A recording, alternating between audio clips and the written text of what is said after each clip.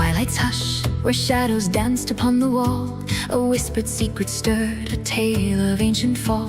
The phantom queen's dark wings unfolded night's sweet sigh, as Morrigan arose, with mysteries to share beneath the starry sky. The Morrigan as she is known, there certainly is no other one, was one of the two Danan who arrived in ancient Ireland, when a storm ran their ships aground upon the barren isles of Arran. What put the gods themselves to flight is a story for another night. But for now they were refugees, burning their broken ships just to keep warm. Morrigan changed to her raven form and flew east to scout ahead. I won't be long. Morrigan said, I'll bring back enemies, or I'll bring back friends. What's the difference? Oakma asked. The Morrigan laughed. That depends upon the type of mood I'm in. Either way, we will win. Morrigan's gaze lingered on Oakma, her eyes glinting with mischief as she spread her wings. Nothing can stop me, of that I am sure. The Morrigan had yet to behold the mighty cliffs of Moher. She beheld them across the water when she got to Inisheer, no obstacle to her companions that much for a bird like her. So she flew up and discovered that the land on top was held not just by high walls and forts, but many warriors as well. Morrigan ignored them all and cast a magic spell, looking for the weakest link, looking for the king. She looked out from the king's own eyes and was surprised to find herself in his chambers, before an altar of iron. She looked around when he turned his head to make sure he was alone. The coast is clear, she whispered in his ear. He was about to pray, and she wanted to hear.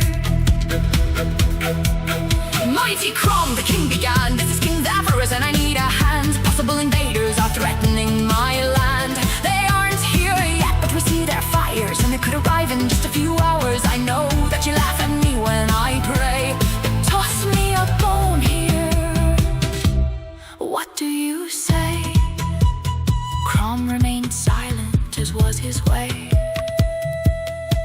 Morrigan whispers sweet deceit, and Zephyrus is near. A gentle heat, she fans the flames of his doubt. She impersonates Crom and answers, keep the strangers out. Let them freeze and starve. You have people to protect. Don't forget who you are. Crom started to object, but the Morrigan winked at him and said, say one word, Crom, and your reputation is dead. Crom just shrugged and nodded his head. With Crom silenced Morrigan's words, take hold in Zephyrus's conscience.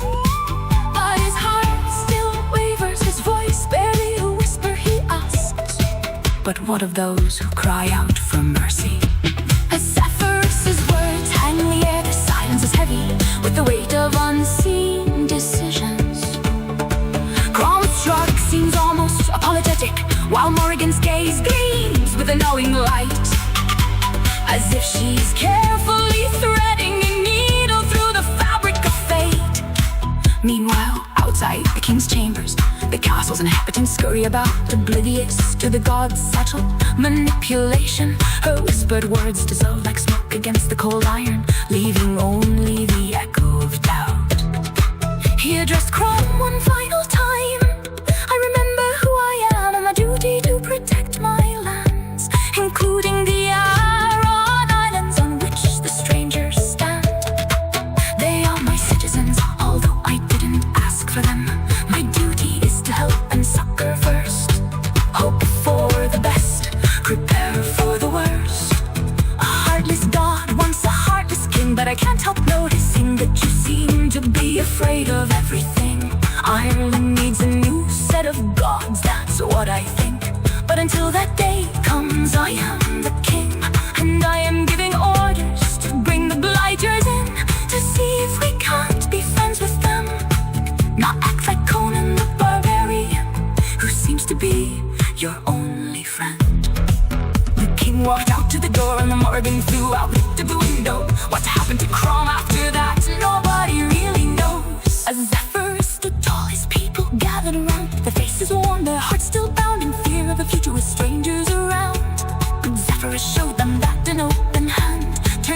strangers into friends, and that kindness strengthens, never weakens, and that love always wins in the end.